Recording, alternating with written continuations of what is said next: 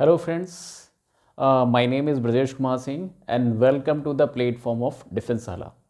तो बेसिकली बच्चों आज हम लोग जो टॉपिक लेने जा रहे हैं वो टॉपिक भी समझना कि जो हम लोग टॉपिक है वो आज हम लोग उसी के ट्रिग्नोमेट्री का एक लास्ट पोर्शन में जो है fourth topic properties of triangle इस पे पूरा बात करेंगे। अब बेसिकली हम लोग यहाँ पे बात करने ये जा रहे हैं कि जो ये आप लोगों का प्लेटफॉर्म है डिफेंस वाला, ये बेसिकली डिफेंस को टारगेटेड करते हुए इस आपका पूरा प्लेटफॉर्म है। तो अभी आपके पास में जो ये बैच चल रहा है वो एनडीए 2022 अप्रैल को टारगेट करते हुए बैच के प्रिपेयर किया गया है। तो अगर आपको इससे रिलेटेड कोई भी क्वेरीज हैं तो वो डिस्क्रिप्शन बॉक्स में आपके पास है, पूरा कॉन्टैक्ट नंबर है, उस पर व्हाट्सएप कर सकते हैं या फिर मेल आईडी उस पर कॉन्टैक्ट कर सकते हैं। और आपके पास में टेलीग्राम भी है, आप उस पर जुड़ सकते हैं। तो बेसिकली अब हम लोग यहाँ पे आप आगे चलते हैं, शुरू कर रहे हैं प्रॉपर्टीज़ ऑफ ट्रायंगल। तो प्रॉपर्टीज़ ऑफ ट्रायंगल है क्या, ये भी समझिएगा। तो प्रॉपर्टीज़ ऑफ ट्रायंगल में हम लोग यहाँ पे एक टॉपिक ले रहे हैं। टॉपिक क्या है? सबसे पहले तो हम लोग जानते हैं कि ये है क्या। सपोज कर लीजिए मैंने कहा इफ़ कोई भी जनरल अगर के ट्रायंगल है मेरे पास में, इफ़ एनी ट्रायंगल ABC, तो अगर आपके पास में कोई ट्रायंगल ABC है, समझना, देन मतलब क्या है? मैंने कहा ये आपके पास में एक ट्रायंगल गिवन है, कोई भी जनरल ट्रायंगल है, कोई पर्टिकुलर ट्रायंगल नहीं है, समझिएगा। पर्टिकुलर का क्या मतलब है कि आपके पास में ये कोई भी ट्रायंगल हो सकता है ये आपके पास में इक्विलैटरल ट्रायंगल हो, है ना, या फिर आपके पास में कोई आइसोसेलेस ट्रायंगल आपके माइंड में चल रहा हो। तो ये हम लोग ट्रायंगल ऐसा ले रहे हैं, स्केलिन ट्रायंगल ले रहे हैं। मतलब अगर स्केलिन के लिए कोई प्रॉपर्टी होल्ड कर रही है तो फॉर ऑल के लिए प्रॉपर्टी होल्ड करेगी, है ना। तो हम लोग ये एक ऐसा पर्टिकुलर ट्रायंगल मान रहे हैं, पर्टिकुलर नहीं, जनरल ट्रायंगल मान रहे हैं। तो जनरल ट्रायंगल में अगर आपके पास में कोई भी ऐसा ट्रायंगल ले लिया जाए, तो मैंने कहा ये कोई ट्रायंगल है ABC, समझना। अगर ये वर्टेक्स A है तो इसके अपोजिट की साइड को स्मॉल a कहा गया। अगर ये वर्टेक्स B है तो इसके अपोजिट की साइड को स्मॉल c कहा गया। वर्टेक्स C है तो इसके अपोजिट साइड को स्मॉल c कहा गया। ये कैपिटल C है, कैपिटल C, ये एंगल को रिप्रेजेंट करा जा रहा है, that is a small c, for side को रिप्रेजेंट किया जा रहा है। तो अब हम लोग के पास में है क्या? सबसे पहले यहाँ पर कुछ फॉर्मुलेज हैं, वो फॉर्मुले क्या है वो भी देखिएगा। तो ये आपके पास में दिया हुआ है, कहा जा रहा है अगर आपसे पूछा जाए कि कोई पर्टिकुलर आपके पास में जनरल ट्रायंगल गिवन है, ट्रायंगल ABC, तो आपके बारे में पूरी इन्फॉर्मेशन है, जो vertex A opposite side small a, vertex B opposite side small b, vertex C opposite side small c। तो आपसे पूछा गया semi perimeter of a triangle बताइए ABC। तो ये आपके पास में फॉर्मूला होता है, स्मॉल s से रिप्रेजेंट करते हैं, और ये होता क्या है A + B + C/2। Same as it is अगर हम लोग यहाँ पे बात करें area of a triangle ABC, तो आपके पास में इस चैप्टर में ये माइंड में रखिएगा, इसको हम लोग डेल्टा से रिप्रेजेंट करते हैं। तो डेल्टा इक्वल्स टू होता क्या है? √(s - s × s - a s - b s - c। तो यहाँ पर आपने बेसिकली ये फॉर्मूले पहले भी पढ़ चुके हैं, तो आप लोग को लग रहा होगा ये चैप्टर बहुत ही ईजी है ना।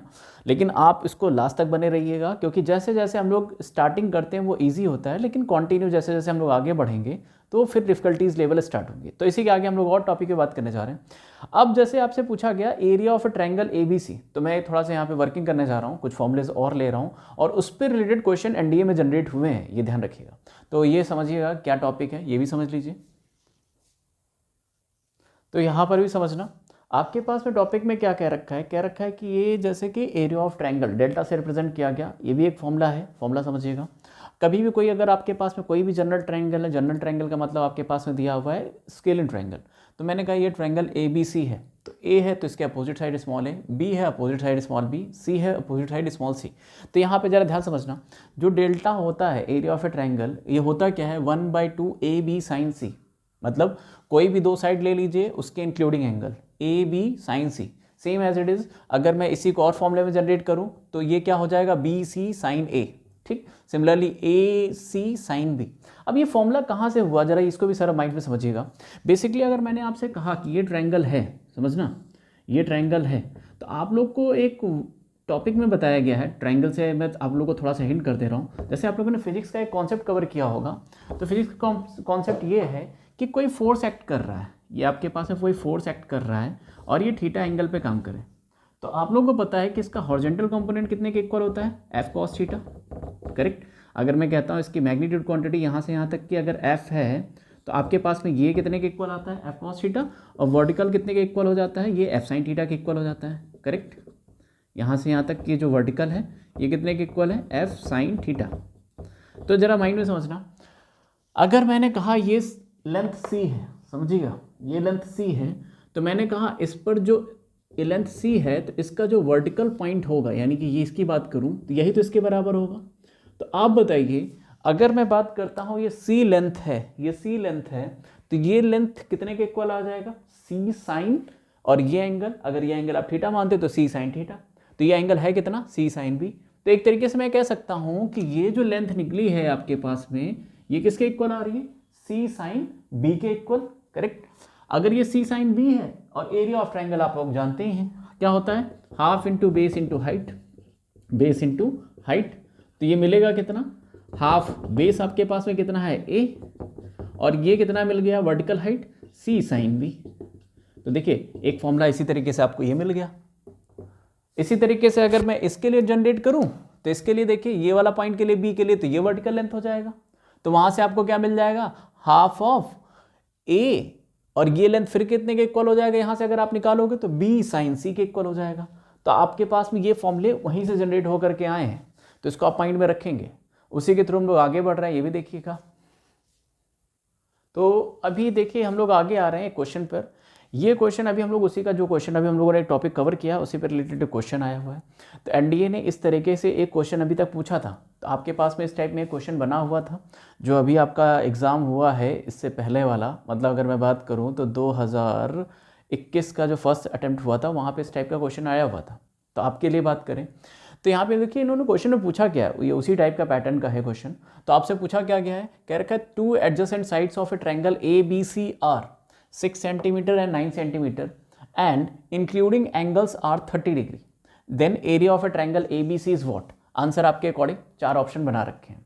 तो अगर आप ध्यान से देखोगे तो मैंने मान लिया कि ये कोई ट्रायंगल था आपके पास में ए बी सी, कोई भी 2 एडजेसेंट साइड आप सपोज कर लीजिए। तो मैंने सपोज कर लिया कि ये साइड और ये साइड आपके पास में गिवन है, तो ये 6 और ये 9 सेंटीमीटर गिवन है, करेक्ट। और इनके इंक्लूडिंग एंगल कितना दे रखा है, 30 डिग्री, ये आपके पास में क्वेश्चन में गिवन है। तो अभी अगर याद हो आपको तो आप लोगों ने क्या किया, एक 6 था, दूसरा 9 सेंटीमीटर था, है ना, और इंक्लूडिंग एंगल है, तो आपके पास में फॉर्मूला है हाफ ऑफ बोथ साइड का मल्टीप्लिकेशन और इंक्लूडिंग एंगल विद साइन के साथ में प्रोडक्ट। तो यही आपका एरिया ऑफ ए ट्रायंगल होता है। अभी आपके पास फॉर्मूले लिखे हुए थे, तो उसी फॉर्मूले का यूज करते हुए आपने direct area of a triangle A B C निकाला।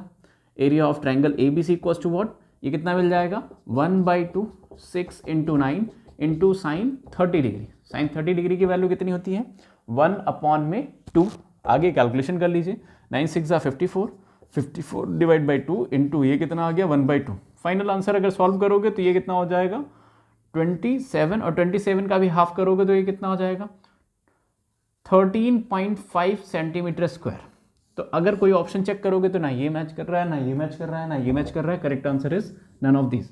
तो देखिए बेसिकली इस टाइप के क्वेश्चन आपके जनरेटेड हैं। तो अभी हम लोग कुछ और भी रूल्स लेके आ रहे हैं, वो भी समझिएगा इस प्रॉपर्टीज ऑफ ट्रायंगल में।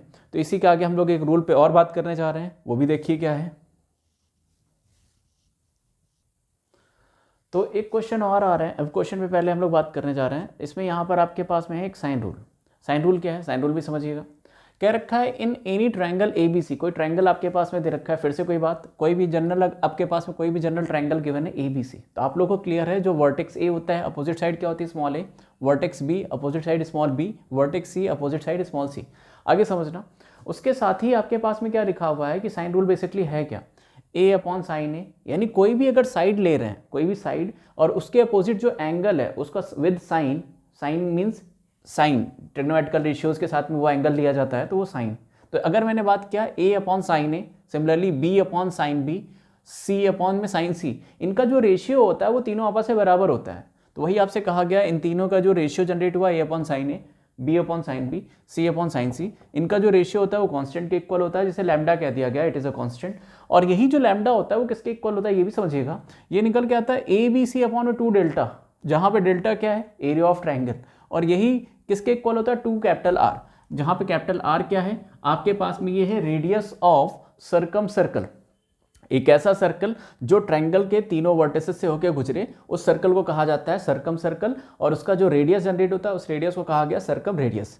तो इट इज़ अ रेडियस, ठीक। तो यहाँ से जो सर्कल गुजरेगा तीनों वर्टेक्स से, तो आगे लिख लीजिएगा वेयर करके, वेयर जो डेल्टा है वो आपके पास में क्या है, area of triangle A B C, और जो कैपिटल आर है वो आपके पास में क्या है, रेडियस ऑफ सर्कल।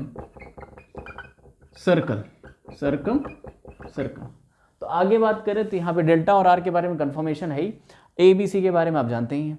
तो अब इस पे हम लोग एक क्वेश्चन ले लेते हैं कि क्वेश्चन भी क्या है, क्वेश्चन भी समझिएगा। क्वेश्चन ये रहा आपके पास में, तो देखिए क्वेश्चन आ रहा है आपके पास में। क्वेश्चन क्या इन्होंने कह रखा है कोई ट्राइंगल है A B C, in triangle A B C if एक साइड आपके पास में गिवन है small B equals to 3 and C equals to 4 और एक एंगल दे रखा है एंगल बी इक्वल्स टू π/3। आपसे पूछा जा रहा है the number of such triangles is, ये कितने ट्रायंगल्स ऐसे फाइंड आउट होंगे। तो सबसे पहली बात, अगर कभी भी हम लोग से नंबर ऑफ ट्रायंगल्स की बात किया जाता है तो मेरी बात माइंड में रखिएगा। तो अगर हम लोग के पास में, आप लोगों ने पहले आई थिंक 9th या 8th स्टैंडर्ड में आप लोगों को ये बताया गया होगा कि कभी भी जो नंबर ऑफ ट्रायंगल्स होते हैं, मतलब अगर कोई भी ट्रायंगल्स जो भी होते हैं वो कैसे भी बनते हैं, आप लोग को वहाँ पे ये चीज़ बताया जाता है कि कोई भी ट्रायंगल कैसे बनता है और कि कितने ऐसा ट्रायंगल पॉसिबल भी है कि नहीं पॉसिबल है, दोनों ही कंडीशन में बात होती है। तो अगर आपके पास में तीनों साइड अगर पता हो तो आप ज्योमेट्री के थ्रू बना सकते थे, लेकिन यहाँ पे ज्योमेट्री का यूज़ नहीं करना है। तो आप समझना, क्योंकि आप लोग के सिलेबस में क्या है, प्रॉपर्टीज़ ऑफ ट्रायंगल्स है। तो करने क्या जा रहे हैं हम लोग, इसी के अकॉर्डिंग एक ट्रायंगल रफ डायग्राम ऐसे ड्रॉ कर लिया कि ये आपके पास में एक ट्रायंगल है ए बी सी, एक ट्रायंगल है ए बी सी। तो आप देखोगे तो स्मॉल बी कितने के इक्वल दे रखा है, स्मॉल बी दे रखा है 3, स्मॉल सी कितने के इक्वल दे रखा है, ये आपके पास में गिवन है 4, और जो एंगल बी है वो कितने के इक्वल है, π/3। तो जरा ध्यान समझना, मुझे ये साइड और ये एंगल पता है, तो मैं क्या करने जा रहा हूँ, ये एंगल निकाल ले रहा हूँ। ये एंगल निकाल लूंगा तो उसके अकॉर्डिंग देखेंगे आगे रिजल्ट क्या मिलता है। अगर मुझे तीनों साइड की रिक्वायरमेंट होगी तो वो भी देखा जाएगा। तो यहाँ पे आगे देखिए मैंने क्या किया, एंगल सी निकाला। तो कैसे निकालेंगे, मेरे पास में साइन रूल है। साइन रूल क्या कह रहा है, जरा ध्यान समझिएगा कि अगर मैं बात करूँ कोई भी साइड और उसके अपोजिट जो एंगल है उसका रेशियो हमेशा क्या होता है, कांस्टेंट होता है। तो सी अपॉन में साइन सी, ये वैल्यू किसके इक्वल होंगी, सेम होंगी, है ना। तो आगे हमने कहा बी की वैल्यू कितनी है आपके पास में, यहाँ पे दे रखा है, तो वैल्यू सब्स्टिट्यूट कर दीजिए। 3 अपॉन में कितना आ गया, साइन π/3। साइन π/3 की वैल्यू कितनी होती है आपके पास में, ये होती है √3/2, है ना। इसी के साथ में सी की वैल्यू कितनी दे रखी है 4, अपॉन में साइन सी कितना है, ये वैल्यू कैलकुलेट करना है। तो आगे समझना, तो ये वैल्यू कितना आ गया, साइन सी भी समझ लीजिएगा, sine C is equals to, sine C equals to, तो 4 यहाँ से अगर मैं इसको कैलकुलेशन कर लूँ तो कैलकुलेशन में देखिए ये कितना आ जाएगा 6 और ये कितना आ जाएगा √3। तो देखिए साइन सी की वैल्यू कितनी आ जाएगी 4/√3 अपॉन में 6। अगर इसको भी कैलकुलेट करना चाहो तो √3 से इसको कैंसिल कर सकते हो। पहले तो यहाँ पे कैंसिल कर दो, यहाँ पर आपके पास में कितना मिल गया, ये वैल्यू आ गई 2 × 4 3 × 6, यानी कि ये वैल्यू कितनी आ गई √3। अच्छा एक बात जरा ध्यान समझिए, अगर मैं बात करूँ जो साइन सी की वैल्यू आई है वो कितनी आई 2 अपॉन में √3। 2 अपॉन में √3 की वैल्यू अगर आप ध्यान से देखेंगे तो √3 की वैल्यू होती है 1.732 और 2 जो है ये तो न्यूमरेटर में है। तो यानी अगर मैं बात करूं ये ओवरऑल कंप्लीट वैल्यू ये क्या है, ग्रेटर देन 1 है। तो आप लोग बताइए क्या मेरा कभी भी जो थर्ड एंगल सी एंगल है वो कभी भी उसका साइन 1 से ग्रेटर होता है क्या? आपको पता है कि साइन की वैल्यू किसी भी एंगल पर 1 से ग्रेटर आती नहीं है ना। तो बेसिकली अगर मैं बात करूं तो बताइए ये एंगल कभी पॉसिबल होगा क्या? तो इससे पता क्या चला, सी नॉट भी पॉसिबल। आपके पास में जो सी एंगल सी है नॉट पॉसिबल। अगर ये पॉसिबल ही नहीं है तो बताइए क्या ऐसा कभी ट्रायंगल बनेगा क्या? तो कोई ट्रायंगल ही एग्जिस्ट नहीं करेगा ऐसा। तो number of such triangle is what, how many, it is 0। Correct answer is 0। Question और भी जनरेट होते जाएंगे और उसको देखते रहिए कंटिन्यू। तो अगले ही मिलते हैं फिर हम लोग आपके नेक्स्ट क्लास में। तब तक के लिए स्टूडेंट्स बाय बाय एवरीवन।